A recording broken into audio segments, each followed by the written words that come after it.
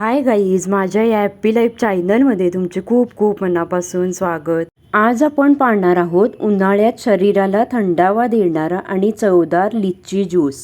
हे ज्यूस अगदी 10 मिनिटात घरच्या घरी तयार करता येते. यासाठी लागणारे साहित्य: लिच्ची 8 ते 10, साली आणि बिया काढलेल्या, लिंबाचा रस 1 चमचा, साखर 1 ते 2 चमचे आवडीनुसार, ताजी पुदिन्याची पाने 4 ते 5, पाणी किंवा सोडा 2 कप, बर्फाचे तुकडे गरजेनुसार. कृती पाहूया.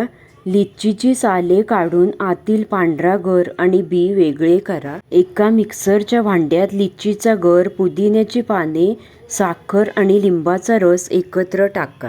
यामध्ये थोडेसे पाणी घालून मिक्सरला गुळगुळीत वाटून घ्या. ज्यूस अधिक मऊ हवा असल्यास तो एका गाळणीने गाळून घ्या. ग्लासात बर्फाचे तुकडे टाका. त्यात तयार केलेला लिच्चीचा गर ओता आणि उरलेले पाणी घालून व्यवस्थित ढवळून घ्या. आता तुमचा रिफ्रेशिंग लिच्ची ज्यूस तयार आहे.